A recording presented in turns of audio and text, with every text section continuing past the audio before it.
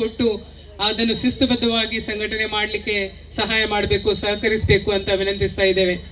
ತಾವು ಬ್ಯಾನರ್ಗಳಲ್ಲಿದ್ದರೆ ಆದಷ್ಟು ಬ್ಯಾನರ್ಗಳು ಮುಂಭಾಗದಲ್ಲಿ ಇದ್ದುಕೊಂಡು ಅದರ ಹಿಂದೆ ಒಂದು ಲೈನ್ ಬಹುಶಃ ಇಲ್ಲಿ ಈ ರೀತಿ ಎದುರಿರುವುದಕ್ಕಿಂತ ದಾರಿಯ ಉದ್ದಕ್ಕೂ ಕಂಡ್ರೆ ಒಂದು ಸ್ವಲ್ಪ ಮಾಧ್ಯಮದವರಿಗೂ ಒಳ್ಳೆದಾಗುತ್ತೋ ಏನೋ.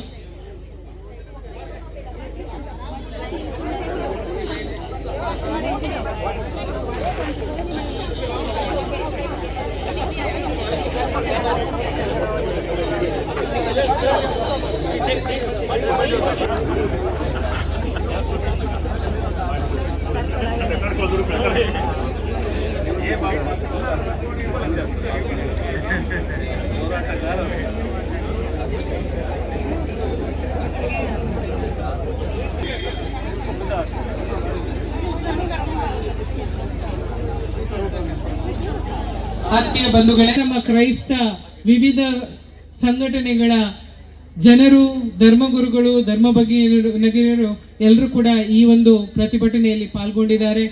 ಯುನೈಟೆಡ್ ಕ್ರಿಶ್ಚಿಯನ್ ಫೋರಂನ ಧರ್ಮಗುರುಗಳು ಹಾಗೂ ಸದಸ್ಯರುಗಳು ಇಲ್ಲಿದ್ದಾರೆ. ಕ್ಯಾಥೋಲಿಕ್ ಸಭಾ ಉಡುಪಿ ಜಿಲ್ಲೆಯ ನೇತೃತ್ವದಲ್ಲಿ, ಅದೇ ರೀತಿ ನಮ್ಮ ಉಡುಪಿ ಜಿಲ್ಲೆಯ ಮಹಿಳಾ ಸಂಘಟನೆ, ಸುಗಮ್ಯ ಜಿಲ್ಲಾ ಒಕ್ಕೂಟ, ಇದರ ಪದಾಧಿಕಾರಿಗಳು, ಸದಸ್ಯರುಗಳು, ಅದೇ ರೀತಿ ICYMನ ಯುವ ಸಂಘಟನೆಯ ಪದಾಧಿಕಾರಿಗಳು ಹಾಗೂ ಸದಸ್ಯರು ಈ ಒಂದು ಪ್ರತಿಭಟನೆಯಲ್ಲಿ ಪಾಲ್ಗೊಳ್ತಾ ಇದ್ದಾರೆ. ಅದೇ ರೀತಿ ನಮ್ಮ Syrian orthodox Syrian orthodox church ವಲಯದ ಧರ್ಮಗುರುಗಳು ಮತ್ತು ಸದಸ್ಯರುಗಳು ಈ ಪ್ರತಿಭಟನೆಯಲ್ಲಿ ಪಾಲ್ಗೊಳ್ತಾ ಇದ್ದಾರೆ. ಅದೇ ರೀತಿ ನಮ್ಮ ಇತರ ಕ್ರೈಸ್ತ ಸಂಘಟನೆಗಳಿವೆ, ಅನೇಕ ಸಂಘಟನೆಗಳಿವೆ, ಅವರು ಕೂಡ ಈ ಒಂದು ಪ್ರತಿಭಟನೆಯಲ್ಲಿ ಪಾಲ್ಗೊಳ್ತಾ ಇದ್ದಾರೆ. ಎಲ್ಲರನ್ನೂ ಕೂಡ ಈ ಹೊತ್ತಲ್ಲಿ ಆತ್ಮೀಯವಾಗಿ ಸ್ವಾಗತಿಸ್ತಾ ನಾವಿನ್ನೊಂದು 5-10 ನಿಮಿಷದ ಒಳಗೆ ಈ ಒಂದು ಪ್ರತಿಭಟನಾ ಕಾರ್ಯಕ್ರಮವನ್ನು ಆರಂಭಿಸಲಿಕ್ಕಿದ್ದೇವೆ. ದೇಶದ ಛತ್ತೀಸ್ಗಢದಲ್ಲಿ ನಮ್ಮ ಈರ್ವರು ಧರ್ಮ ಭಗಿನಿಯರ ಮೇಲೆ ನಡೆದಂತಹ ಆ ಒಂದು ಆಘಾತಕಾರಿ ಘಟನೆ ಬಹುಶಃ ನಾವೆಲ್ಲರೂ ಕೂಡ ತಲೆ ತಗ್ಗಿಸುವಂತೆ ಮಾಡಿದೆ. ಅವರು ಕೆಲಸ ನಿಮಿತ್ತ ಮನೆಯವರ ಅನುಮತಿಯೊಂದಿಗೆ ಏನೋ 2-3 ಹೆಣ್ಮಕ್ಕಳನ್ನು ಅವರ ಕುಟುಂಬದವರ ಜೊತೆಗೆ ಕರ್ಕೊಂಡು ಹೋಗುವಾಗ ರೈಲ್ವೆ ಸ್ಟೇಷನಲ್ಲಿ ಇದ್ದಾಗ ಏನೋ ಒಂದು ಸ್ಥಾಪಿತ ಹಿತಾಸಕ್ತಿಯ ಗುಂಪುಗಳು ಅಲ್ಲಿಗೆ ಬಂದು ಅವರನ್ನು ಒಂದು ರೀತಿಯಲ್ಲಿ ಅವರ ಮೇಲೆ ಹಲ್ಲೆ ನಡೆಸಿ ಅವರನ್ನು ಮಾನಸಿಕವಾಗಿ ಅವರನ್ನು ಒಂದು ರೀತಿಯಲ್ಲಿ ಒತ್ತಡಕ್ಕೆ ಹಾಕಿ ಅಲ್ಲಿಂದ ಅವರನ್ನು ಪೊಲೀಸ್ ಸ್ಟೇಷನ್ಗೆ ಕರ್ಕೊಂಡು ಹೋಗಿ ಅಲ್ಲಿ ನಡೆದಂತಹ ಆ ಒಂದು ರೀತಿ ನಾವು ಬಹುಶಃ ನಾವೆಲ್ಲರೂ ಕೂಡ ವಿಡಿಯೋದಲ್ಲಿ ಕಂಡಿದ್ದೇವೆ. ನಾವು ಮಾಧ್ಯಮದ ಮೂಲಕ ಇವತ್ತದು ಅಂತಾರಾಷ್ಟ್ರೀಯ ಮಟ್ಟದಲ್ಲಿ ಸುದ್ದಿಯಾಗಿದೆ. ಏನೋ ವಿಚಾರಣೆ ನಡೆಸದೆ ಕೆಲವೇ ಗಂಟೆಗಳ ಒಳಗೆ ಅವರ ಮೇಲೆ ದೊಡ್ಡ ಸೆಕ್ಷನ್ಗಳನ್ನು ಹಾಕಿ FIR ಹಾಕಿದಂಥದ್ದು, ಅದರಲ್ಲೂ ಪ್ರತ್ಯೇಕವಾಗಿ ಕಳ್ಳ ಸಾಗಾಟ ಮತ್ತು ಬಲವಂತದ ಮತಾಂತರ ಎಂಬ ಆರೋಪಗಳನ್ನು ಹೊರಿಸಿ ಅವರ ಮೇಲೆ ಆ ಒಂದು FIR ಅನ್ನು ದಾಖಲಿಸಿ ಕೆಲವು ದಿನ ಪಾಪ ಏನೂ ಮಾಡದಂತಹ ಇರುವರು ಧರ್ಮ ಭಗಿನಿಯರನ್ನು ಜೈಲಿನಲ್ಲಿ ಬಂಧಿಸಿ ಇಟ್ಟಂತಹ ಆ ಒಂದು ಪರಿಸ್ಥಿತಿಯನ್ನು ಕಂಡ್ರೆ ಬಹುಶಃ ಇವತ್ತು ನ್ಯಾಯ ಇದೆಯೋ ಇಲ್ಲವೋ ಎಂಬುದನ್ನು ಪ್ರಶ್ನಿಸುವಂತ ಒಂದು ಪರಿಸ್ಥಿತಿಯಲ್ಲಿ ನಾವಿದ್ದೇವೆ ಬಂಧುಗಳೇ.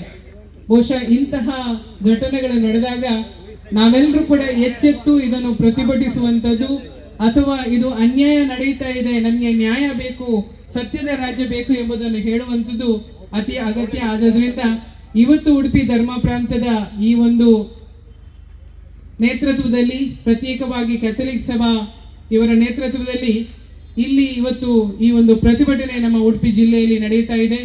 ಸಮಸ್ತ ಕ್ರೈಸ್ತ ಸದಸ್ಯರುಗಳು, ನಮ್ಮ ಬೇರೆ ಬೇರೆ ಪಂಗಡದ ಕ್ರೈಸ್ತ ಸದಸ್ಯರುಗಳು ಇವತ್ತು ಈ ಪ್ರತಿಭಟನೆಯಲ್ಲಿ ಪಾಲ್ಗೊಂಡಿದ್ದಾರೆ. ನಮ್ಮ ಎಲ್ಲ ಧಾರ್ಮಿಕ ಮುಖಂಡರುಗಳು, ಧಾರ್ಮಿಕ ಗುರುಗಳು ಇಲ್ಲಿ ಇದ್ದಾರೆ. ಅದೇ ರೀತಿ ಧರ್ಮ ಭಗಿನಿಯರು ಕೂಡ ಇಲ್ಲಿದ್ದಾರೆ. ಇವರೆಲ್ಲರನ್ನು ಕೂಡ ಸ್ವಾಗತಿಸ್ತಾ ಇನ್ನೊಂದು 5-6 ನಿಮಿಷಗಳಲ್ಲಿ ಈ ಒಂದು ಪ್ರತಿಭಟನೆಯ ಅಧಿಕೃತ ಈ ಒಂದು ಕಾರ್ಯಕ್ರಮವನ್ನು ನಾವು ಆರಂಭಿಸಲಿಕ್ಕಿದ್ದೇವೆ. ಬಂದವರೆಲ್ಲರೂ ಕೂಡ ತಾವಿಲ್ಲಿ ಆದಷ್ಟು ಮುಂಭಾಗದಲ್ಲಿ ಬಂದು ಸೇರಿಕೊಳ್ಬೇಕು ಹಾಗೂ ವಾಲಂಟಿಯರ್ಸ್ ಕೊಡುವಂತಹ ನಿರ್ದೇಶನವನ್ನು ಪಾಲನೆ ಮಾಡಬೇಕು ಅಂತ ವಿನಂತಿಯನ್ನು ಮಾಡ್ತಾ ಇದ್ದೇನೆ.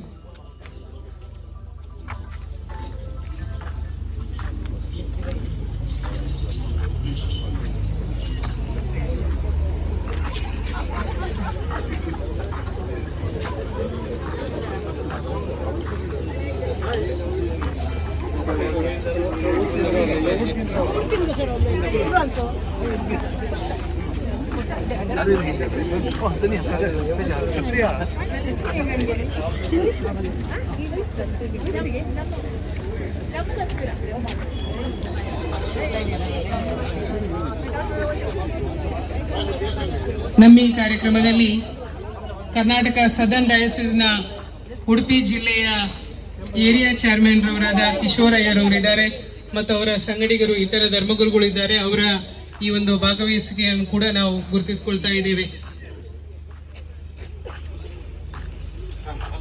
ನಮ್ಮ ಹೋರಾಟ ಮಾನವ ಹಕ್ಕುಗಳ ರಕ್ಷಣೆಗಾಗಿ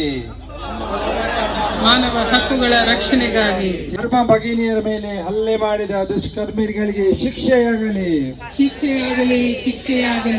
ಮಹಿಳೆಯರಿಗೆ, ಅಲ್ಪಸಂಖ್ಯಾತರಿಗೆ, ದಲಿತರಿಗೆ ರಕ್ಷಣೆ ಕೊಡಿ. ಎಲ್ಲರೂ ಒಂದಾಗೋಣ, ನ್ಯಾಯ ಸಿಗುವ ತನಕ ಹೋರಾಡೋಣ. ಇಲ್ಲಿ ಬಂದು ಸೇರಿಕೊಳ್ಬೇಕು ಅಂತ ವಿನಂತಿಯನ್ನು ಮಾಡ್ತಾ ಇದ್ದೇವೆ. ಇನ್ನು ಕೂಡ ಜನ ಬಂದು ಸೇರಿಕೊಳ್ತಾ ಇದ್ದಾರೆ. ಬ್ರಹ್ಮಾವರ ಸಿರಿಯರ್ ಆರ್ಥೋಡಾಕ್ಸ್ ಚರ್ಚ್ನ ಧರ್ಮಗುರುಗಳಾದ ಫಾದರ್ MC ಮತ್ತಾಯಿ ಅವರು ಈಗಾಗಲೇ ನಮ್ಮನ್ನು ಬಂದು ಸೇರಿಕೊಂಡಿದ್ದಾರೆ. ಅವರನ್ನು ಕೂಡ ನಾವು ಆತ್ಮೀಯವಾಗಿ ಸ್ವಾಗತಿಸ್ತಾ ಇದ್ದೇವೆ. ವಲಯದ ಮುಖ್ಯಸ್ಥ ಧರ್ಮಗುರುಗಳಾದ ವಂದನೀಯ ಫಾದರ್ ಚಾರ್ಲ್ಸ್ ಅವರು ಕೂಡ ನಮ್ಮ ಜೊತೆ ಇದ್ದಾರೆ. ಎಲ್ಲ ರೀತಿಯಲ್ಲಿ ಈ ಕಾರ್ಯಕ್ರಮಕ್ಕೆ ಸಹಕಾರವನ್ನು ನೀಡಿದ್ದಾರೆ. ಫಾದರ್ ತಮಗೆ ಕೂಡ ಆತ್ಮೀಯವಾದ ಸ್ವಾಗತ. ಗಣನಾಥ್ ಎಕ್ಕಾರ್ ಅವರು ನಮ್ಮ ಜೊತೆ ಇದ್ದಾರೆ. ಈಗಾಗಲೇ ನಮ್ಮನವರು ನಮ್ಮೆಲ್ಲರಿಗಿಂತ ಮೊದಲಾಗಿ ಇಲ್ಲಿ ಬಂದು ಸೇರಿಕೊಂಡಿದ್ದಾರೆ. ಸರ್, ತಮಗೂ ಕೂಡ ಆತ್ಮೀಯವಾದ ಸ್ವಾಗತವನ್ನು ಕೋರ್ತಾ ಇದ್ದೇವೆ. ಆತ್ಮೀಯ ಬಂಧುಗಳೇ, ನಾವು ಸಮಯಕ್ಕೆ ಸರಿಯಾಗಿ ಈ ಪ್ರತಿಭಟನಾ ಕಾರ್ಯಕ್ರಮವನ್ನು ಆರಂಭಿಸ್ತಾ ಇದ್ದೇವೆ. ಇದೀಗ ಮೊತ್ತ ಮೊದಲಾಗಿ ಕರ್ನಾಟಕ ಸದರ್ನ್ ಡಯಾಸಿಸ್ನ ಉಡುಪಿ ಜಿಲ್ಲೆಯ ಏರಿಯಾ ಚೇರ್ಮನ್ ರವರಾದ ಕಿಶೋರಯ್ಯರವರು ಮುಂದಕ್ಕೆ ಬಂದು ಈ ಪ್ರಾರ್ಥನಾ ವಿಧಿಯನ್ನು ಪ್ರಾರ್ಥನೆಯ ಮೂಲಕ ಈ ಪ್ರತಿಭಟನೆಯ ಆರಂಭವನ್ನು ಮಾಡಬೇಕಾಗಿ ವಿನಂತಿಸ್ತಾ ಇದ್ದೇನೆ. ಸ್ಥಳದಲ್ಲಿ ಶಿರಬಾಗಿ ಪ್ರಾರ್ಥನೆ ಮಾಡೋಣ. ಶಾಂತಿದಾಯಕನಾದಂಥ ದೇವರೇ ಸ್ವಾಮಿ, ಸಮಯದಲ್ಲಿ ನಮ್ಮನ್ನು ನಿನ್ನ ಕೈಗಳಿಗೆ ಒಪ್ಪಿಸುತ್ತಾ ಪ್ರಾರ್ಥಿಸ್ತೇವೆ. ವಿಶೇಷವಾಗಿ ಸ್ವಾಮಿ, ಕಳೆದ ತಿಂಗಳಿನಲ್ಲಿ ಛತ್ತೀಸ್ಗಢದಲ್ಲಿ ಕ್ರೈಸ್ತ ಭಗಿನಿಯರಿಗೆ ನಡೆದಂಥ ಅನ್ಯಾಯದ ಆ ಕಾರ್ಯಕ್ಕಾಗಿ ನಾವೆಲ್ಲರೂ ಕ್ರೈಸ್ತ ಸಮುದಾಯವಾಗಿ ಈ ಸಮಯದಲ್ಲಿ ದನಿ ಎತ್ತುವಾಗ ನೀನು ನಮ್ಮ ಜೊತೆ ಇದ್ದುಕೊಂಡು ನಮ್ಮ ನಡೆಸು ಎಂಬುದಾಗಿ ಪ್ರಾರ್ಥಿಸ್ತೇವೆ. ನ್ಯಾಯದ ಮೂಲ ನೀನು, ನ್ಯಾಯವನ್ನು ಹೇಳಿಕೊಟ್ಟಾತ ನೀನು. ನ್ಯಾಯವು ಹೊಳೆಯ ಹಾಗೆ ಹರಿಯಲಿ, ಧರ್ಮವು ಮಹಾನದಿಯಂತೆ ಪ್ರವಹಿಸಲಿ ಎಂಬುದಾಗಿ ನಿನ್ನ ವಾಕ್ಯ ಹೇಳುವಂತೆ ನಾವೆಲ್ಲರೂ ನಿನ್ನಿಂದ ನ್ಯಾಯವನ್ನು ಹಿಂಬಾಲಿಸುತ್ತಾ ಅನುಸರಿಸಲಿಕ್ಕಾಗುವಂತೆ ಸಹಾಯ ಮಾಡಿ ಎಂಬುದಾಗಿ ವಿಜ್ಞಾಪಿಸ್ತೇವೆ. ಸ್ವಾಮಿ, ನಿಟ್ಟಿನಲ್ಲಿ ನಾವೆಲ್ಲರೂ ಒಟ್ಟು ಸೇರಿದ್ದೇವೆ.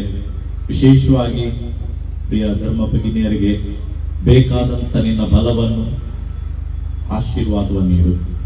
ಅವರು ಮಾನಸಿಕವಾಗಿ ಕುಗ್ಗಿ ಹೋಗದೆ ಸ್ವಾಮಿ ತಮ್ಮ ಸೇವೆಯನ್ನು ಮುಂದೆ ಕೂಡ ಯಥಾರ್ಥವಾಗಿ ಮುಂದುವರಿಸುವಂಥ ಬಲವನ್ನು, ಆತ್ಮಸ್ಥೈರ್ಯವನ್ನು ಅನ್ವಯಿಸಿಕೊಡಿ ಎಂಬುದಾಗಿ ಪ್ರಾರ್ಥಿಸ್ತೇವೆ. ನೀನು ಅವರ ಜೊತೆ ಇದ್ದಿ, ನಾವೆಲ್ಲರೂ ಸ್ವಾಮಿ ಅವರ ಜೊತೆ ಇದ್ದುಕೊಂಡು ಅವರಿಗೋಸ್ಕರ ಪ್ರಾರ್ಥಿಸ್ತೇವೆ.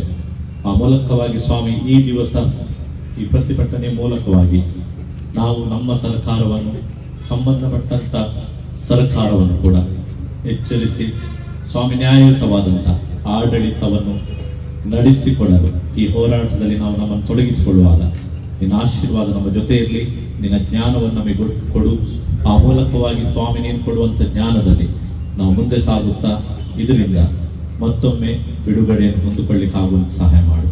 ಈವರೆಗೆ ಕಾಪಾಡಿದ್ದು ಸ್ವಾಮಿ, ಮುಂದೆ ಕೂಡ ಕಾಯುವಂಥವನ್ನು ನೀನು.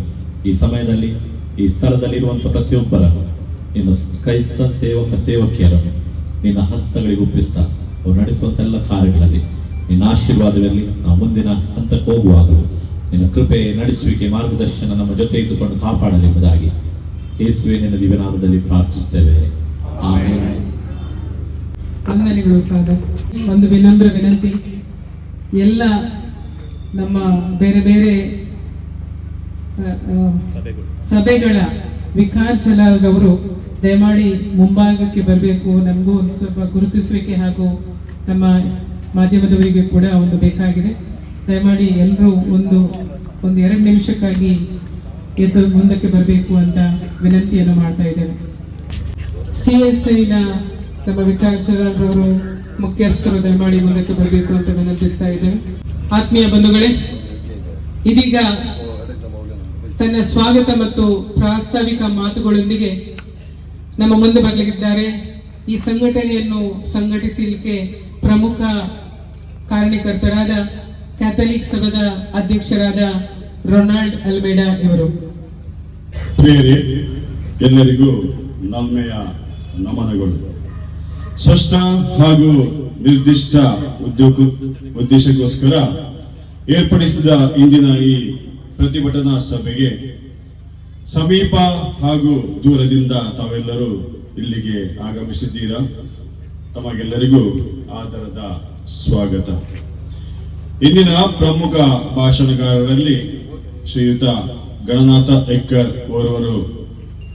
ಇವರು ತೆಂಕನೀಡೂರು ಸರ್ಕಾರಿ ಕಾಲೇಜಿನ ನಿವೃತ್ತ ಪ್ರಾಂಶುಪಾಲರು, ತುಳು ಮತ್ತು ಕನ್ನಡ ಸಾಹಿತಿ ಹಾಗೂ ದೊಡ್ಡ ವಿದ್ವಾಂಸರು. ಉಡುಪಿ ರೆಡ್ ಕ್ರಾಸ್ ಸೊಸೈಟಿಯ ಅಧ್ಯಕ್ಷರು ಕೂಡ ಆಗಿದ್ದಾರೆ. ಅವರಿಗೆ ಎಲ್ಲರ ಪರವಾಗಿ ಹಾರ್ದಿಕ ಸ್ವಾಗತವನ್ನು ಕೋರುತ್ತೇನೆ. ಶ್ರೀಮತಿ ಸುರಯ್ಯ ಅಂಜು ಇನ್ನೋರ್ವ ಪ್ರಮುಖ ಭಾಷಣಕಾರರು. ಇವರು ಒಂದು ಪಕ್ಷದ ಕರ್ನಾಟಕ ರಾಜ್ಯದ ಪ್ರಧಾನ ಕಾರ್ಯದರ್ಶಿ, ಉತ್ತಮ ವಾಗ್ಮಿ, ವಿವಿಧ ಸಂಘಟನೆಗಳಿಗೆ ಮಾರ್ಗದರ್ಶನ ನೀಡುತ್ತಾರೆ. ಓರ್ವ ಪತ್ರಕರ್ತೆಯೂ ಆಗಿರುವ ಇವರಿಗೆ ನಮ್ಮೆಲ್ಲರ ಪರವಾಗಿ ಪ್ರೀತಿಪೂರ್ವಕ ಸ್ವಾಗತವನ್ನು ಕೋರುತ್ತೇನೆ. ಅವರು ಈಗಾಗಲೇ ಆಗಮಿಸಲಿಕ್ಕಿದ್ದಾರೆ.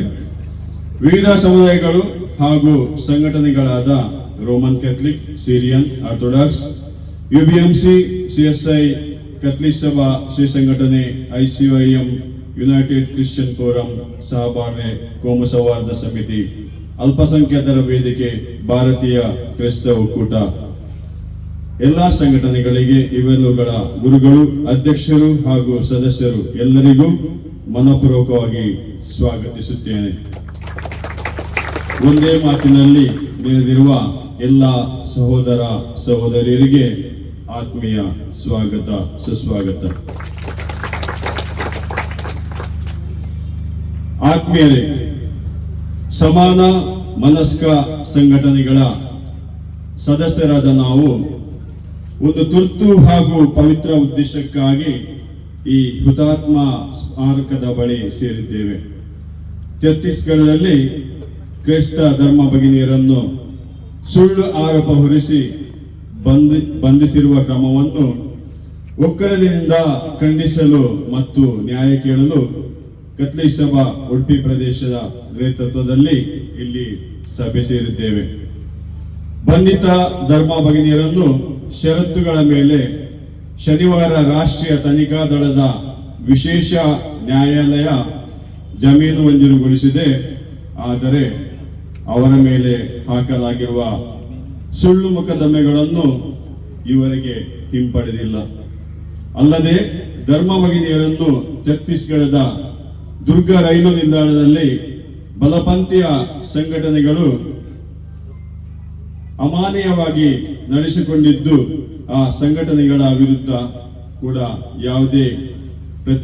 ಯಾವುದೇ ರೀತಿಯ ಕ್ರಮ ಕೈಗೊಂಡಿಲ್ಲ. ಇದೊಂದು ಕೇವಲ ಕಣ್ಣೆರಿಸುವ ತಂತ್ರವಾಗಿದ್ದು, ಕ್ರೈಸ್ತ ಸಮುದಾಯದ ಬೇಡಿಕೆಗಳಿಗೆ ಛತ್ತೀಸ್ಗಢದ ರಾಜ್ಯ ಸರ್ಕಾರ ಹಾಗೂ ಕೇಂದ್ರ ಸರ್ಕಾರ ಸೂಕ್ತವಾಗಿ ಸ್ಪಂದಿಸಬೇಕು ಎನ್ನುವ ನಿಟ್ಟಿನಲ್ಲಿ ನಮ್ಮ ಇಂದಿನ ಈ ಪ್ರತಿಭಟನೆ. ಭಾರತ ದೇಶ ಶಾಂತಿ, ಸಾಮರಸ್ಯಕ್ಕೆ ಹಾಗೂ ಸಹಬಾಳ್ವೆಗೆ ಹೆಸರಾದ ಜಾತ್ಯತೀತ ದೇಶ. ಆದರೆ ಈಗ ರಾಜಕೀಯ ಪೋಷಿತ ಕೆಲವು ಬಲಪಂಥೀಯ ಸಂಘಟನೆಗಳು ಆ ಶಾಂತಿ ಸಾಮರಸ್ಯವನ್ನು ಹಾಳುಗೆಡುವ ಹೊರಟಿದ್ದಾರೆ.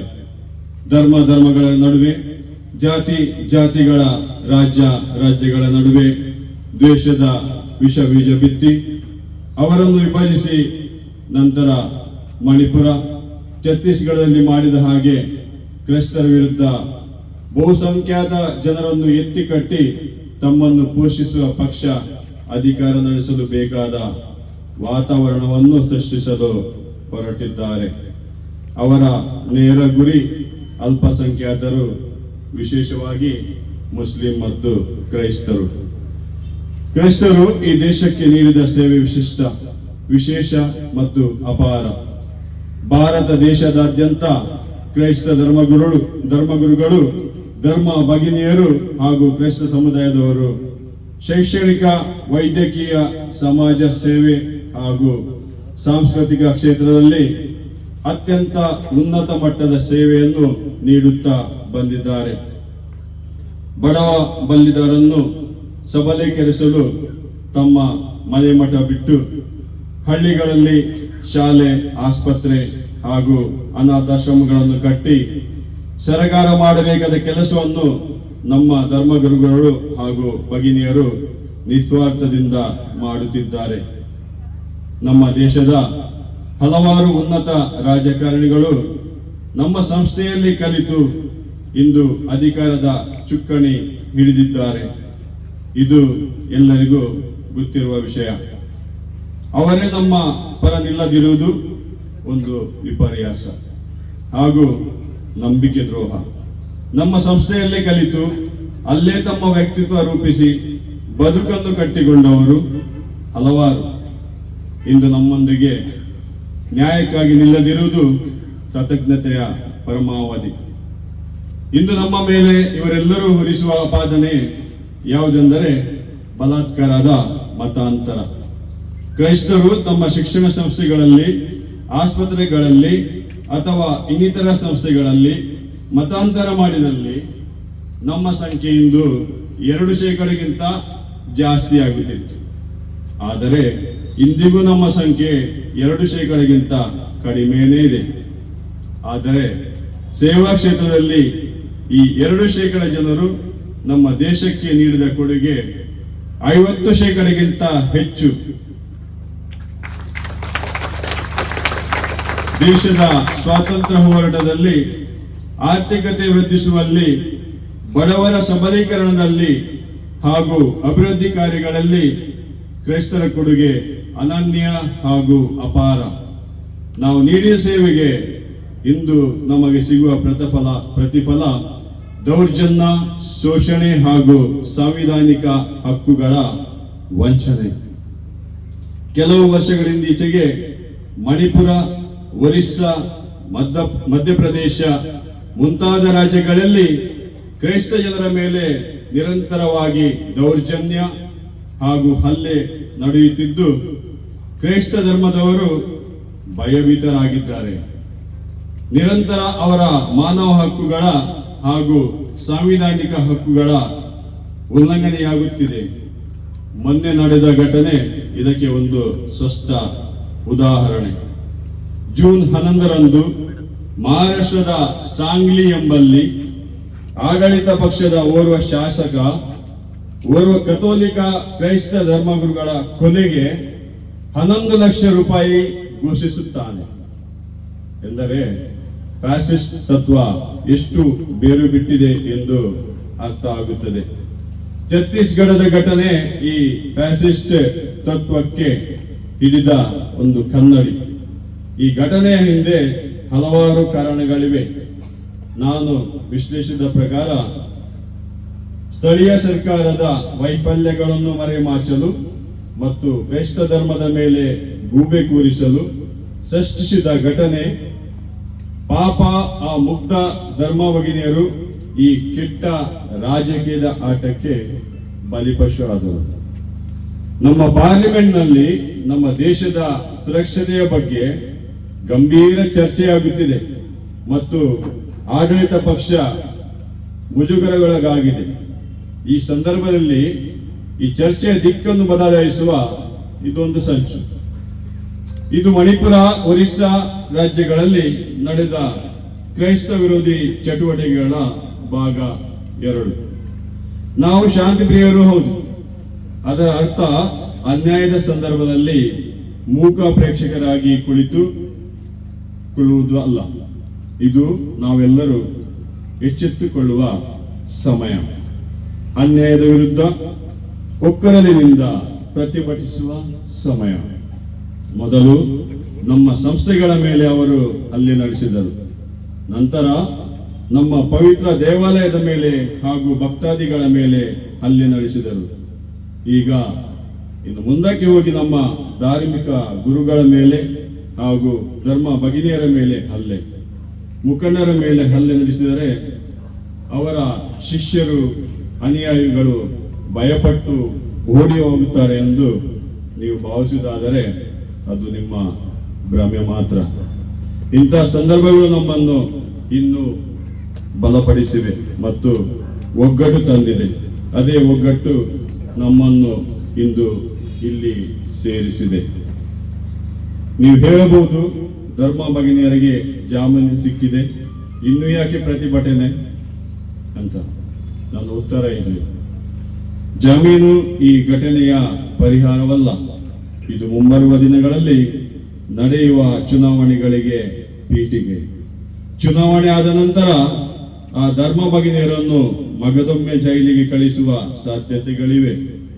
ಯಾಕೆಂದರೆ ಅವರ ಮೇಲೆ ಹೊರಿಸಿರುವ ಅಪಾದನೆಗಳು ಗಂಭೀರವಾದವುಗಳು. UAPA ಅಂದರೆ ಅನ್ಲಾಫುಲ್ ಆಕ್ಟಿವಿಟೀಸ್ ಪ್ರಿವೆನ್ಷನ್ ಆಕ್ಟ್.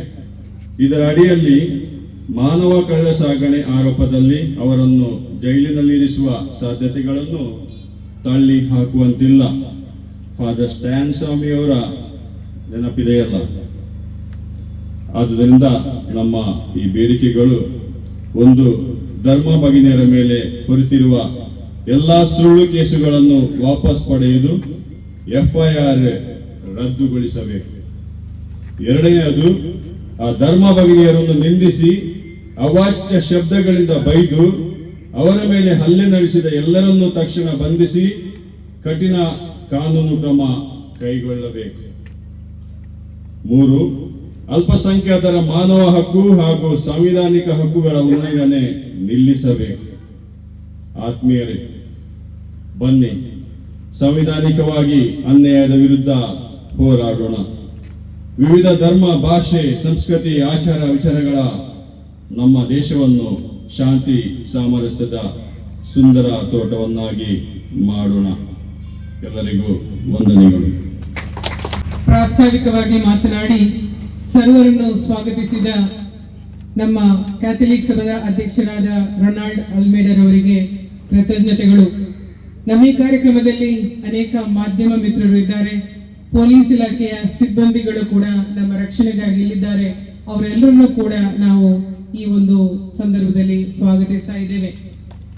ಈ ಒಂದು ಘಟನೆ ಧರ್ಮ ಭಗಿನಿಯರ ಮೇಲೆ ಆದಂತಹ ಒಂದು ಅನ್ಯಾಯ ಆದದ್ರಿಂದ ನಾನು ವಿನಂತಿ ಮಾಡ್ತಾ ಇದ್ದೇನೆ, ನಮ್ಮ ಬೇರೆ ಬೇರೆ ಕಾಂಗ್ರಿಗೇಷನ್ನ ವಿವಿಧ ಸಭೆಗಳ ಧರ್ಮ ಭಗಿನಿಯರ ಮುಖ್ಯಸ್ಥರುಗಳು ಒಂದು 3-4 ಜನ ಆದರೂ ಈ ಒಂದು ವೇದಿಕೆಗೆ ಬರಬೇಕು ಅಂತ ತಮ್ಮಲ್ಲಿ ವಿನಮ್ರವಾಗಿ ವಿನಂತಿಸ್ತಾ ಇದ್ದೇನೆ. ಅದೇ ರೀತಿ ನಮ್ಮ ಈ ಪ್ರತಿಭಟನೆಯಲ್ಲಿ ಉಡುಪಿ ಧರ್ಮ ಪ್ರಾಂತ್ಯದ ಚಾನ್ಸಲರ್ ಆದ ವಂದನೀಯ ಫಾದರ್ ಸ್ಟೇಫನ್ ಡಿಸೂಜರ್ ಅವರಿದ್ದಾರೆ. ಅವರನ್ನು ಕೂಡ ನಾವು ಆತ್ಮೀಯವಾಗಿ ಸ್ವಾಗತಿಸ್ತಾ ಇದ್ದೇವೆ. ನಮ್ಮ ಇವತ್ತಿನ ಇನ್ನೋರ್ವ ಭಾಷಣಕಾರರಾದ ಸುರಯ್ಯ ಅಂಚಂರವರು ಈಗಾಗಲೇ ನಮ್ಮನ್ನು ಬಂದು ಸೇರ್ಕೊಂಡಿದ್ದಾರೆ. ಅವರನ್ನು ಕೂಡ ನಾವು ಆತ್ಮೀಯವಾಗಿ ಸ್ವಾಗತಿಸ್ತಾ ಇದ್ದೇವೆ.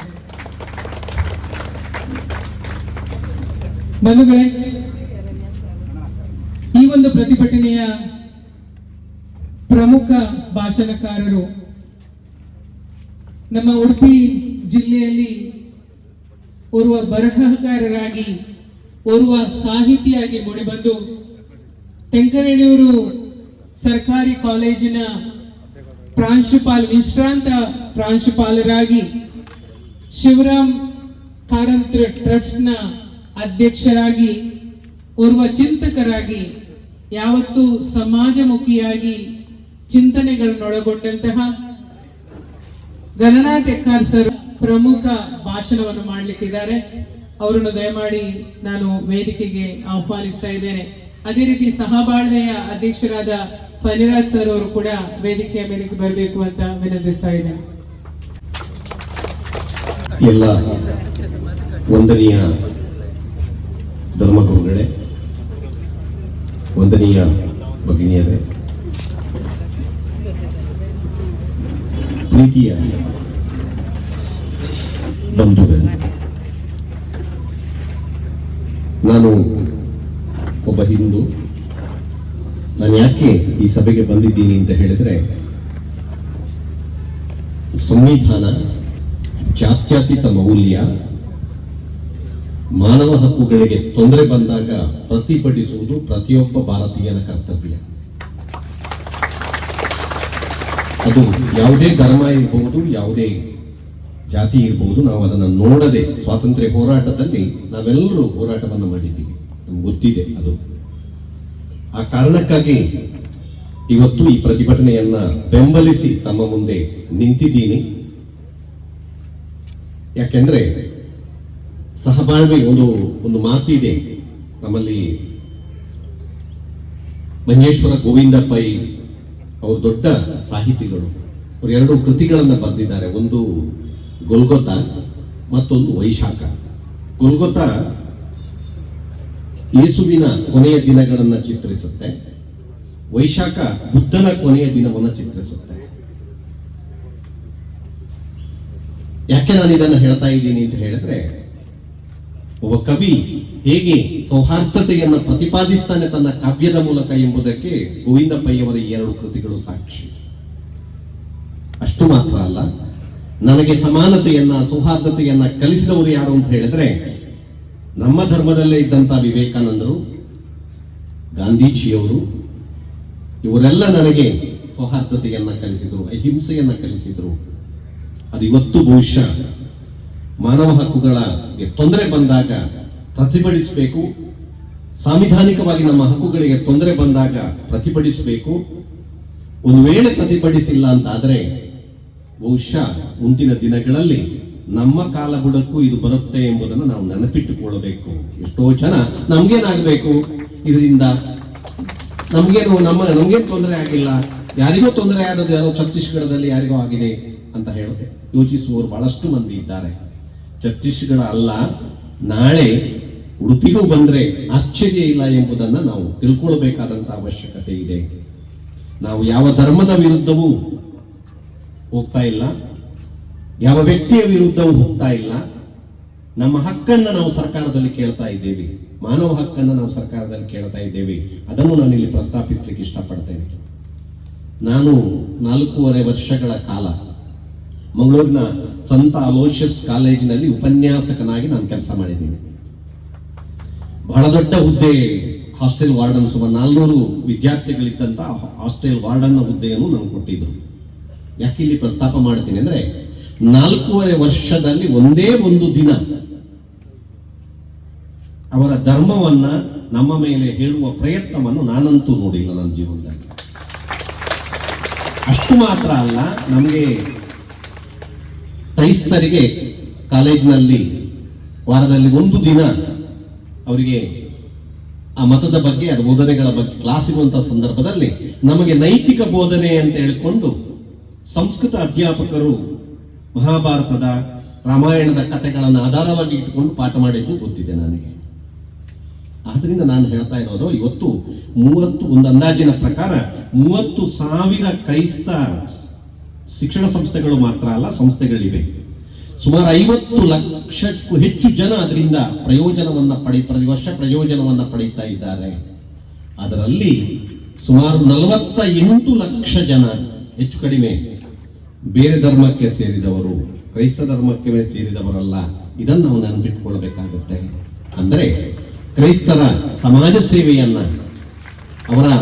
ಅವರು ಭಾರತದ ಅಭಿವೃದ್ಧಿಗೆ ನೀಡಿದಂತ ಕೊಡುಗೆಯನ್ನ ಸ್ವಾತಂತ್ರ್ಯ ಪೂರ್ವದಿಂದಲೇ ನಾವು ಗುರುತಿಸಿಕೊಳ್ಳೋದಕ್ಕೆ ಸಾಧ್ಯ ಆಗತ್ತೆ.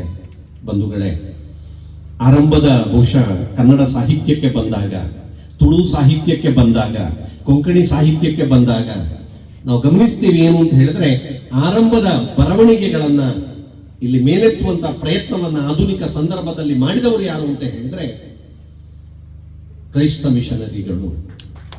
ಶಿಕ್ಷಣ ಸಂಸ್ಥೆಯನ್ನು ಸ್ಥಾಪಿಸಿ ಒಂದು ಹೊಸ ಚಿಂತನಾ ಕ್ರಮವನ್ನ ನಮಗೆ ಕೊಡುವಂತಹ ಪ್ರಯತ್ನವನ್ನ ಮಾಡಿದವರು ಯಾರು ಅಂತ ಹೇಳಿದ್ರೆ ಕ್ರೈಸ್ತ ಮಿಷನರಿಗಳು.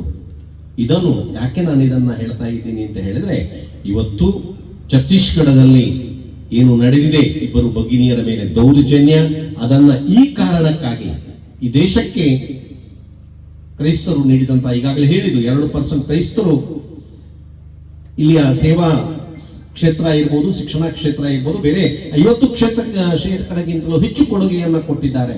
ಬಹಳ ಧೈರ್ಯವಾಗಿ ಅದನ್ನು ಹೇಳೋದಕ್ಕೆ ಸಾಧ್ಯ ಇದೆ. ಆದ್ರಿಂದ ಇದು ಪ್ರತಿಯೊಬ್ಬ ಭಾರತೀಯನ ಜವಾಬ್ದಾರಿ ಎಂಬುದನ್ನ ಈ ಸಂದರ್ಭದಲ್ಲಿ ಹೇಳೋದಕ್ಕೆ ನಾನು ಇಷ್ಟಪಡ್ತೇನೆ. ಆ ಕಾರಣಕ್ಕಾಗಿ ನಾನು ಇಲ್ಲಿ ನಿಂತು ಮಾತಾಡ್ತಾ ಇದ್ದೇನೆ.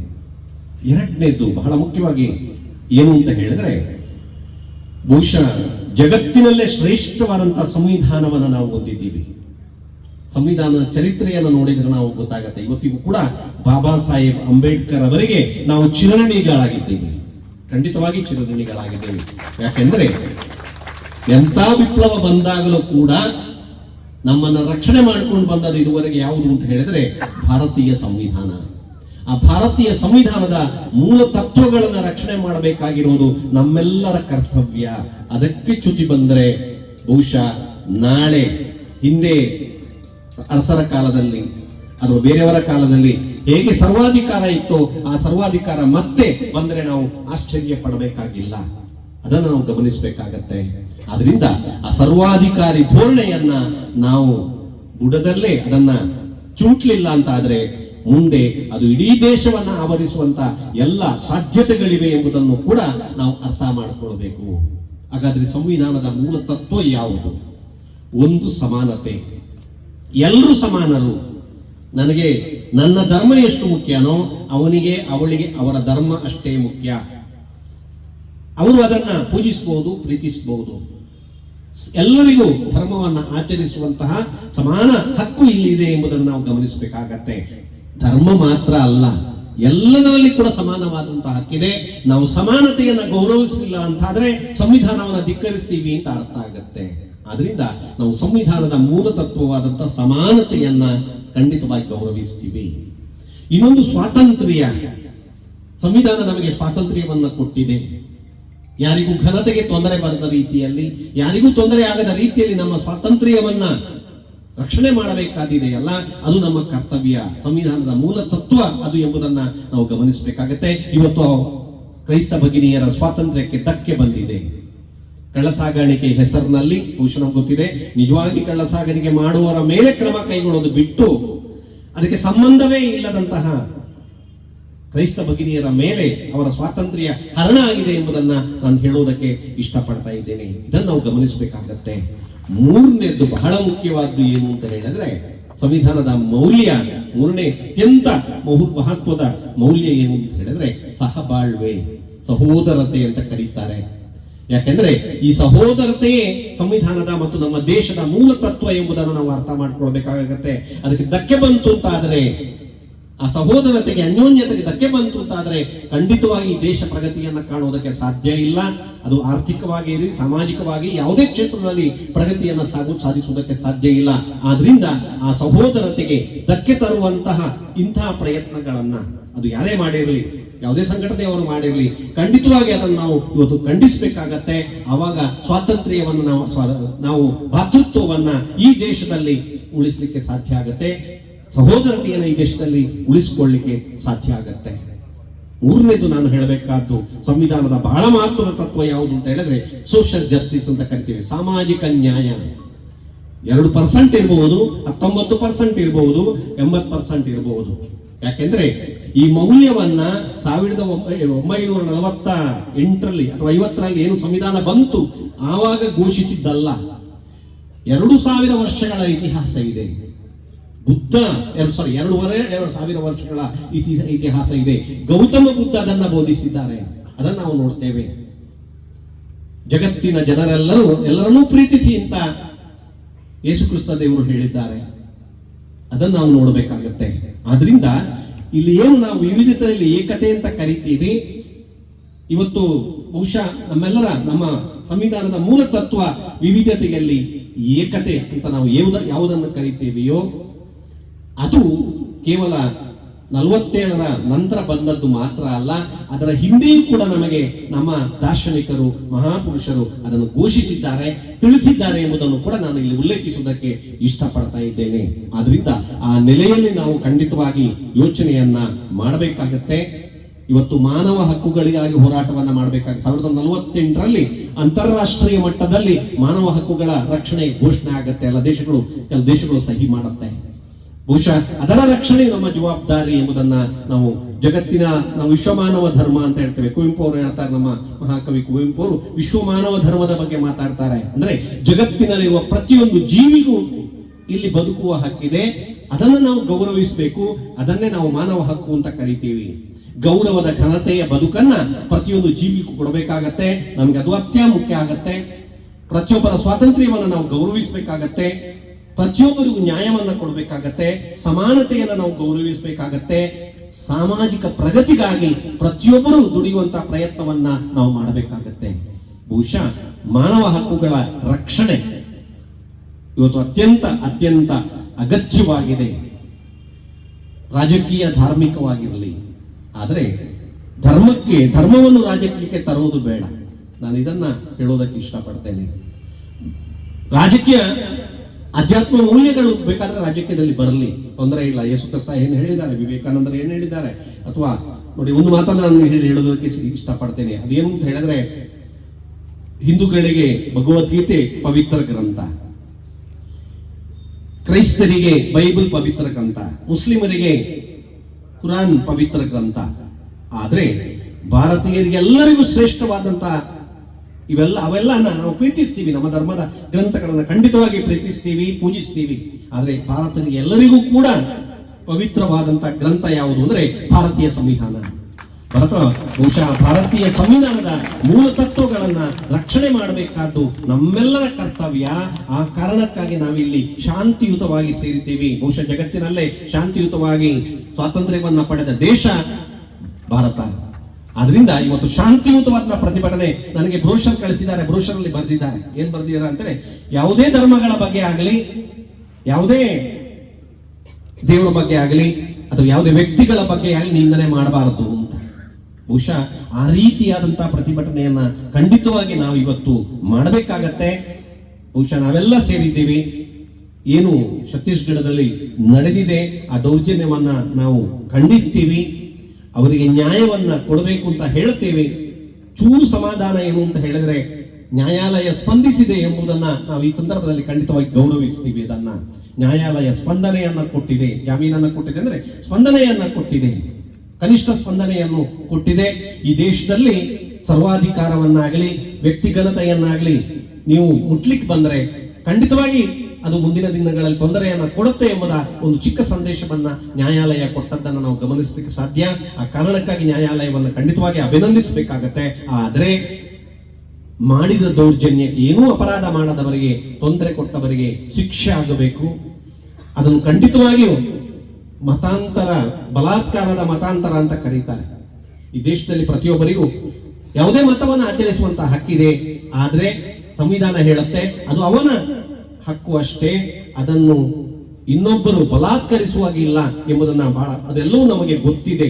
ಆದ್ರಿಂದ ಎರಡೂ ಕೂಡ ಮಾನವ ಕಳ್ಳ ಸಾಗಣೆ ಆಗಲಿ, ಬಲಾತ್ಕಾರದ ಮತಾಂತರ ಆಗಲಿ, ಎರಡೂ ಕೂಡ ಸುಳ್ಳು ಆರೋಪ. ಯಾಕೆಂದ್ರೆ ಭಗಿನಿಯರಿಗೆ ಅದು ಗೊತ್ತಿರುತ್ತೆ, ಧರ್ಮವನ್ನು ಆಚರಿಸುವವರಿಗೆ ಅದು ಗೊತ್ತಿರುತ್ತೆ, ಆ ರೀತಿ ಮಾಡಬಾರದು ಅಂತ ಗೊತ್ತಿರುತ್ತೆ. ಗೊತ್ತಿರುವುದರಿಂದ ಅವರು ಮಾಡೋದಕ್ಕೆ ಸಾಧ್ಯನೇ ಇಲ್ಲ ಎಂಬುದನ್ನು ಕೂಡ ನಾವು ನೋಡ್ತೀವಿ. ಆ ನೆಲೆಯಲ್ಲಿ ಬಹುಶಃ ಇವತ್ತು ನಾವೆಲ್ಲ ಸೇರಿದ್ದೀವಿ, ನ್ಯಾಯಕ್ಕಾಗಿ ಒತ್ತಾಯಿಸ್ತಾ ಇದ್ದೇವೆ.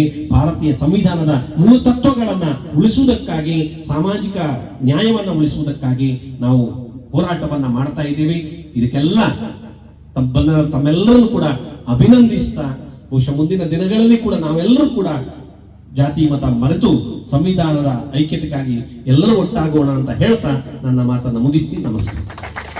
ಮಾನವ ಹಕ್ಕುಗಳ ರಕ್ಷಣೆಯ ವಿಚಾರವನ್ನು ತಮ್ಮ ಮುಂದಿಡ್ತಾ ಸರ್ವರಿಗೂ ಸಾಂವಿಧಾನಿಕ ರಕ್ಷಣೆ ಸಿಗಬೇಕು ಎಂಬ ಒತ್ತಾಸೆಯನ್ನು ನಮ್ಮ ಮುಂದೆ ಇಟ್ಟಂತಹ ನಮ್ಮ ಸರಿಗೆ ಕೃತಜ್ಞತೆಗಳು ಸಲ್ಲಿಸ್ತಾ, ಇದೀಗ ಇನ್ನೋರ್ವ ಭಾಷಣಕಾರರು ಸುರೇಯ ಅಂಜುಮ್ ಅವರು ನಮ್ಮನ್ನು ಉದ್ದೇಶಿಸಿ ಮಾತನಾಡಲಿಕ್ಕಿದ್ದಾರೆ. ಓರ್ವ ದಿಟ್ಟ ಹೋರಾಟಗಾರ್ತಿ, ಮಾಧ್ಯಮ ರಂಗದಲ್ಲಿ ಓರ್ವ ಪತ್ರಕರ್ತೆಯಾಗಿ ಕೆಲಸ ಮಾಡಿದವರು, ನಮ್ಮ ರಾಷ್ಟ್ರೀಯ ಮಟ್ಟದಲ್ಲಿ ಯುವ ಕಾಂಗ್ರೆಸ್ನ ವಕ್ತಾರೆಯಾಗಿ ಕೆಲಸ ಮಾಡಿದವರು, ಇದೀಗ ಪ್ರಸ್ತುತ ಕರ್ನಾಟಕ ಪ್ರದೇಶ ಕಾಂಗ್ರೆಸ್ ಸಮಿತಿಯ ಯುವ ಸಂಘಟನೆಯ ಕಾರ್ಯದರ್ಶಿಯಾಗಿ ಕೆಲಸ ಮಾಡ್ತಾ ಇದ್ದಾರೆ. ಮಹಿಳೆಯರ ಧ್ವನಿಯಾಗಿ ಅವರು ಯಾವತ್ತೂ ತನ್ನ ಮಾಧ್ಯಮದ ಮೂಲಕ ತನ್ನ ವಿಷಯವನ್ನು ಬಹಿರಂಗಪಡಿಸ್ತಾ ಇದ್ದಾರೆ. ಇದೀಗ ಅವರು ಈ ಸಭೆಯನ್ನು ಉದ್ದೇಶಿಸಿ ಮಾತನಾಡಬೇಕಾಗಿ ವಿನಂತಿಸ್ತಾ ಇದ್ದಾರೆ. ವೇದಿಕೆಯ ಮೇಲೆ ನೆರೆದಿರುವಂತಹ ಎಲ್ಲ ಗಣ್ಯರಿಗೂ, ವೇದಿಕೆಯ ಮುಂಭಾಗದಲ್ಲಿ ನೆರೆದಿರುವಂತಹ ಎಲ್ಲ ನನ್ನ ಪ್ರೀತಿಯ ಉಡುಪಿಯ ನಾಗರಿಕರಿಗೆ ನನ್ನ ಹೃದಯಪೂರ್ವಕ ಪ್ರಣಾಮಗಳನ್ನ ಸಲ್ಲಿಸ್ತಾ ಇದ್ದೇನೆ. ಮಹಾತ್ಮ ಗಾಂಧಿಯ ಶಾಂತಿಯ ಹೋರಾಟಗಳನ್ನ ಕೇಳಿ ಪುಸ್ತಕದಲ್ಲಿ ಓದಿ ಬೆಳೆದಂತಹ ನಮಗೆ ಇವತ್ತು ಛತ್ತೀಸ್ಗಢದಲ್ಲಿ ಭಗಿನಿಯರಿಗೆ ಅನ್ಯಾಯವಾದಾಗ ಇಡೀ ದೇಶದಲ್ಲಿ ಶಾಂತಿಯಿಂದ ಪ್ರತಿಭಟನೆ ಮಾಡಿ ಹೋರಾಟಕ್ಕೆ ಜಯಗಳಿಸಬಹುದು ಅಂತ ತೋರಿಸಿದಂತಹ ಧರ್ಮ ಯಾವುದಾದ್ರೂ ಇದ್ರೆ ಅದು ಕ್ರೈಸ್ತ ಧರ್ಮ. ಮಹಾತ್ಮ ಗಾಂಧಿಯ ಶಾಂತಿಯ ಹೋರಾಟವನ್ನ ಮತ್ತೆ ಜೀವಂತ ಸಾಕ್ಷಿಯಾಗಿ ಇವತ್ತು ನಾವು ನೋಡಿದ್ದೇವೆ ಅಂತ ಹೇಳಿದ್ರೆ ಅದು ಇವತ್ತಿನ ಈ ಪ್ರತಿಭಟನೆ ಹಾಗೂ ಭಾರತದ ವಿವಿಧ ಕಡೆಯಲ್ಲಿ ನಡೆದ ಪ್ರತಿಭಟನೆ ಅಂತ ಹೇಳಲಿಕ್ಕೆ ಇಷ್ಟಪಡ್ತೀನಿ. ಕ್ರೈಸ್ತರು ಅಂತ ಹೇಳಿದ್ರೆ ನಮ್ಮೆಲ್ಲರಿಗೂ ಬೇರೆ ಧರ್ಮದವರಿಗೆ ನೆನಪಾಗುವುದು ಬಿಳಿಯ ವಸ್ತ್ರವನ್ನ ಧರಿಸುವವರು.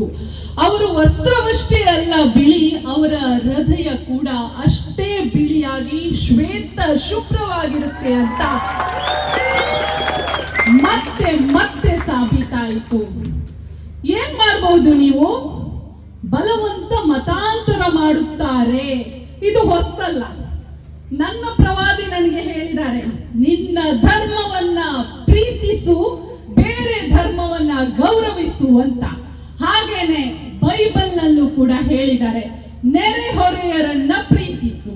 ಬಹುಶಃ ಇಬ್ಬರು ಭಗಿನಿಯರು ಮಾಡಿದ ಮಹಾ ಪಾಪ ಏನಂತ ಹೇಳಿದ್ರೆ, ಕಷ್ಟದಲ್ಲಿದ್ದ ಇಬ್ಬರು ಮಹಿಳೆಯರನ್ನ ಪ್ರೀತಿಸಿ ಅವರಿಗೆ ಜೀವನಕ್ಕೆ ದಾರಿ ಮಾಡಿಕೊಟ್ಟಿದ್ದೆ ಮಹಾ ಪಾಪವಾಯಿತಾ ನಿಮಗೆ ಅಂತ ಕೇಳಲಿಕ್ಕೆ ಇಷ್ಟಪಡ್ತೀನಿ.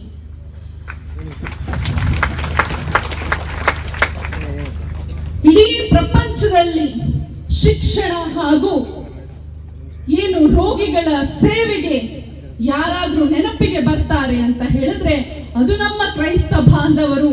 ಅದಕ್ಕೆ ಅಲ್ವಾ ನಾವು ಸಾವಿರಾರು ವರ್ಷ ಕಳೆದ್ರೂ ಕೂಡ ಮದರ್ ತೆರೆಸನನ್ನ ಮತ್ತೆ ಮತ್ತೆ ನೆನಪು ಮಾಡಿಕೊಳ್ಳುವುದು. ಇಡೀ ಪ್ರಪಂಚದಲ್ಲಿ ಶಿಕ್ಷಣವನ್ನ ಎತ್ತಿ ಹಿಡಿದ ಧರ್ಮ ಯಾವುದಾದ್ರೂ ಇದೆ ಅದು ಬೈಬಲ್ ಅನ್ನ ಓದಿ ತಿಳಿದಂತಹ ಕ್ರೈಸ್ತ ಧರ್ಮ ಅಂತ ಹೇಳಲಿಕ್ಕೆ ನಮ್ಮೆಲ್ಲರಿಗೂ ಹೆಮ್ಮೆ ಇದೆ. ಇಡೀ ಭಾರತದಲ್ಲಿ ಶಿಕ್ಷಣ ಅಂತ ಏನು ಅಂತ ಗೊತ್ತಿರಲಿಲ್ಲ. ಆಗ ಶಿಕ್ಷಣವನ್ನ ಹುಟ್ಟು ಹಾಕಿ ಭಾರತ ಇವತ್ತು ಮುಂದುವರಿದ ರಾಷ್ಟ್ರ ಅಂತ ಹೆಸರು ಕೊಟ್ಟ ಖ್ಯಾತಿ ಇದ್ರೆ ಅದು ಕ್ರೈಸ್ತ ಇನ್ಸ್ಟಿಟ್ಯೂಟ್ಗಳಿಗೆ. ಕ್ಷಯರೋಗ, ಕುಷ್ಠರೋಗದಂತಹ ರೋಗಗಳಿಂದ ಬಳಲ್ತಾ ಇದ್ರು ಕೂಡ ಅಸಹ್ಯ ಪಡದೆ ಸೇವೆ ಸಲ್ಲಿಸಿದಂತಹ ಮದರ್ ತೆರೆಸಾರಂತಹ ಅದೆಷ್ಟು ಉದಾಹರಣೆಗಳು ನಮ್ಮಲ್ಲಿದೆ. ನಿಜವಾಗ್ಲೂ ಕ್ರೈಸ್ತರು ಮತಾಂತರ ಮಾಡುವವರೇ ಆಗಿದ್ರೆ ಭಾರತದಲ್ಲಿ ಅವತ್ತು ಬ್ರಿಟಿಷರು ಬಂದಾಗ ಇವತ್ಯಾವೊಬ್ಬ ಮುಸಲ್ಮಾನನು ಇರ್ತಿರ್ಲಿಲ್ಲ, ಯಾವೊಬ್ಬ ಹಿಂದೂ ಇರ್ತಿರ್ಲಿಲ್ಲ. ಬ್ರಿಟಿಷರ ದಬ್ಬಾಳಿಕೆಗೆ ಪ್ರತಿಯೊಬ್ಬ ಬಹುಸಂಖ್ಯಾತನು ಇಲ್ಲಿ ಮತಾಂತರ ಆಗ್ತಾ ಇದ್ದ. ಆದ್ರೆ ಅಲ್ಲೂ ಕೂಡ ಯೇಸು ಕ್ರಿಸ್ತ ಹೇಳಿದಾಗೆ ಬಲವಂತದ ಮತಾಂತರ ನನಗೆ ಒಪ್ಪಿಗೆ ಇಲ್ಲ ಅನ್ನುವುದು ಮತ್ತೆ ಮತ್ತೆ ಸಾಬೀತಾಯಿತು.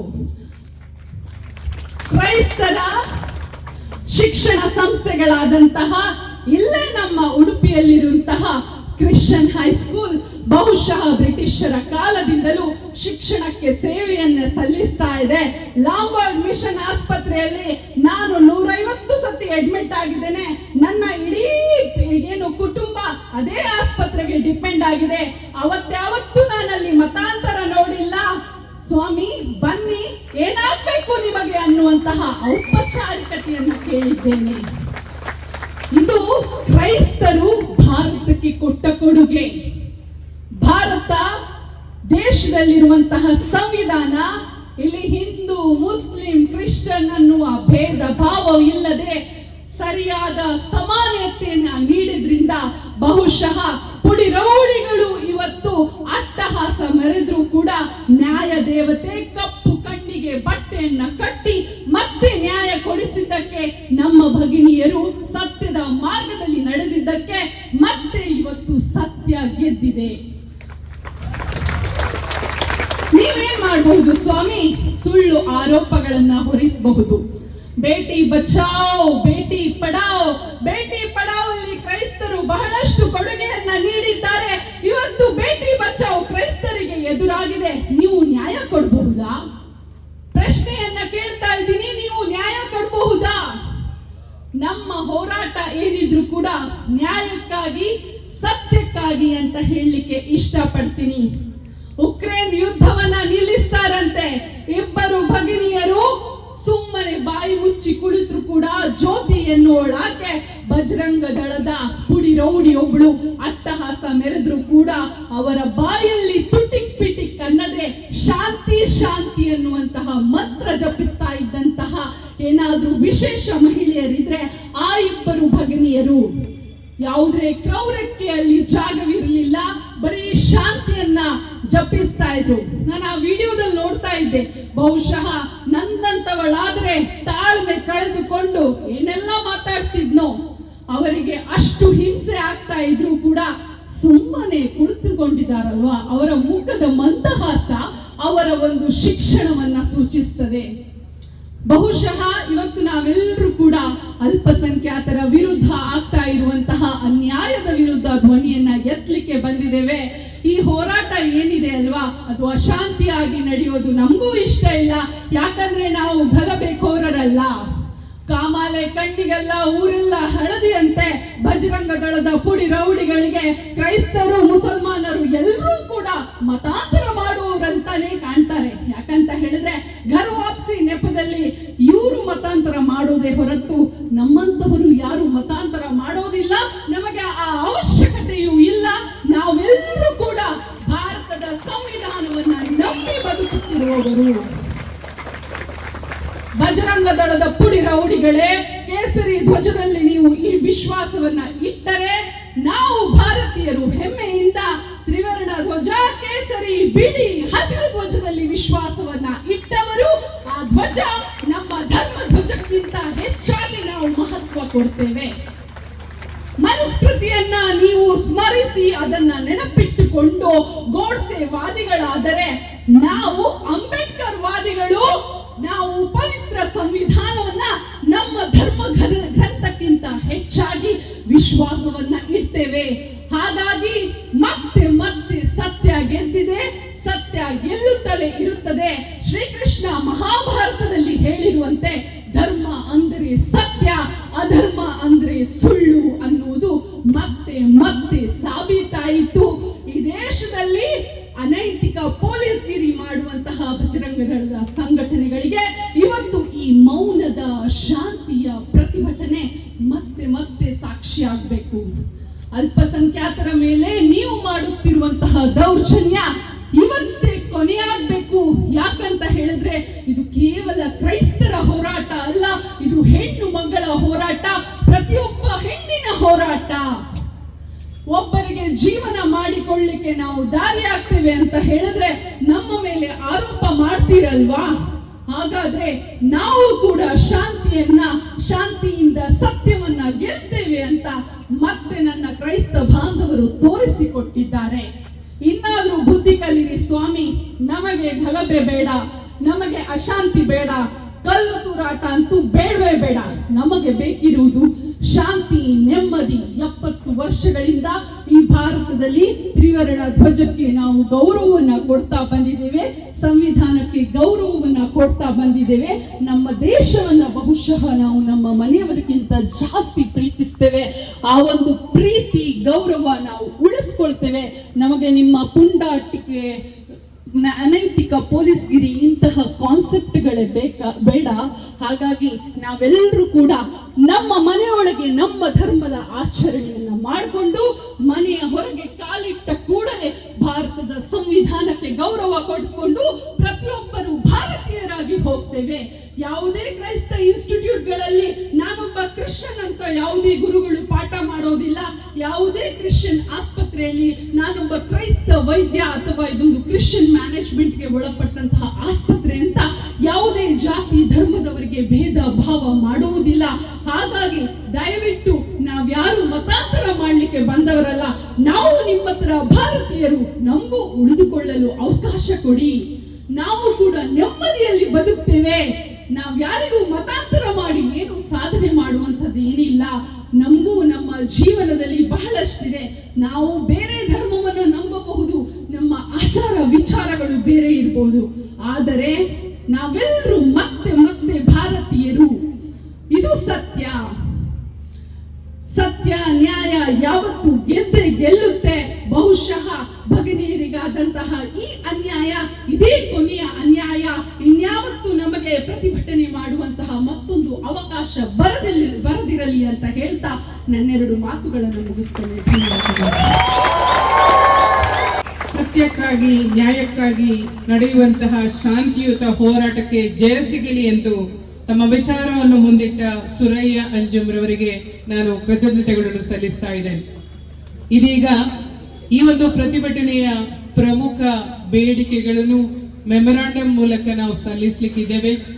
ಈ ಹೊತ್ತಲ್ಲಿ ನಾನು ನಮ್ಮ ಕ್ಯಾಥಲಿಕ್ ಸಭಾದ ನಿಯೋಜಿತ ಅಧ್ಯಕ್ಷರು, ಕ್ಯಾಥಲಿಕ್ ಸಭಾದ ನಿಕಟಪೂರ್ವ ಅಧ್ಯಕ್ಷರು, ಕಾರ್ಯದರ್ಶಿಯವರು, 5 ವಲಯದ ಅಧ್ಯಕ್ಷರುಗಳು, ಸುಗಮ್ಯ ಜಿಲ್ಲಾ ಒಕ್ಕೂಟದ ಅಧ್ಯಕ್ಷರು ಹಾಗೂ ICYM ಅಧ್ಯಕ್ಷರನ್ನು ಈ ಒಂದು ವೇದಿಕೆಗೆ ಬರಬೇಕು ಅಂತ ವಿನಂತಿಸ್ತಾ ಇದ್ದೇನೆ.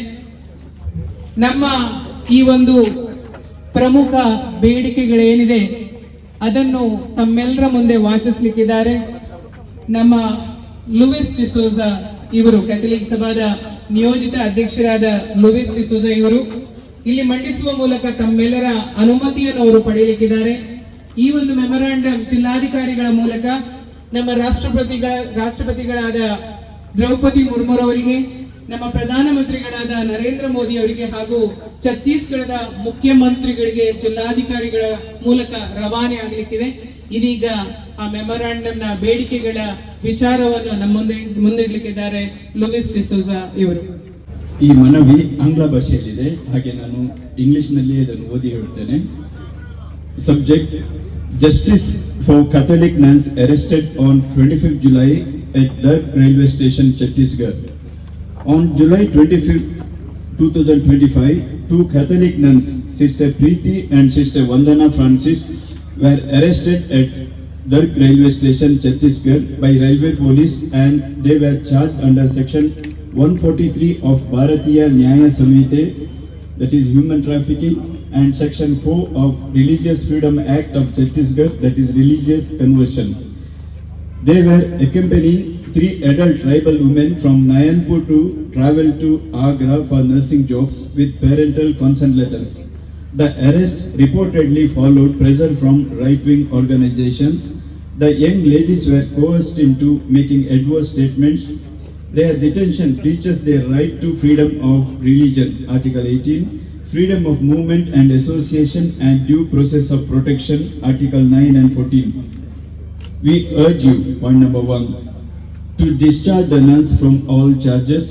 Point number 2, to conduct an urgent impartial investigation into the circumstances of arrest and allegations of coercion of the women and undue influence of vigilance groups, and give justice to the nuns as well as other individuals who were detained and harassed. Point number 3, full access for independent legal counsel, family members and church representatives. And point number 4, ensure the safety and dignity of the detained individuals and minority community at large. Ronald Almeida, President of Catholic Sabha, and Joel J. Almeida, Secretary of Catholic Sabha, Udupi Pradesh. ಸಾವಿರಾರು ಸಹಿಗಳುಳ್ಳ ನ್ಯಾಯ ಸಿಗಬೇಕೆಂಬ ಈ ಪ್ರಮುಖ ಬೇಡಿಕೆಗಳ memorandum ಅನ್ನು ನಮ್ಮ ಮುಖ್ಯಸ್ಥರುಗಳು ಜಿಲ್ಲಾಧಿಕಾರಿಗಳ ಮೂಲಕ ರವಾನೆಯನ್ನು ಮಾಡಲಿಕ್ಕಿದ್ದಾರೆ. ಅದನ್ನು ಇಲ್ಲಿ ಮಂಡಿಸಿದ್ದಾರೆ. ತಮ್ಮೆಲ್ಲರ ಅನುಮತಿ ಇದ್ರೆ ಇದು ಆಗ್ಬಹುದು, ಇದನ್ನು ಮುಂದಕ್ಕೆ ಕಳಿಸೋಣ ಅಂತ ಇದ್ರೆ ದಯಮಾಡಿ ತಮ್ಮ ಚಪ್ಪಾಳೆಗಳ ಮೂಲಕ ಇದಕ್ಕೆ ಅನುಮತಿಯನ್ನು ಕೊಡಬೇಕು ಅಂತ ವಿನಂತಿಸ್ತಾ ಇದ್ದೇನೆ. ಧನ್ಯವಾದಗಳು. ಇದೀಗ ನಾವು ಯಾವತ್ತು ಕ್ಲಪ್ತ ಸಮಯದಲ್ಲಿ ಆರಂಭಿಸಿ ಕ್ಲಪ್ತ ಸಮಯದಲ್ಲಿ ಇದನ್ನು ಕೊನೆಗೊಳಿಸ್ತಾ ಇದ್ದೇವೆ.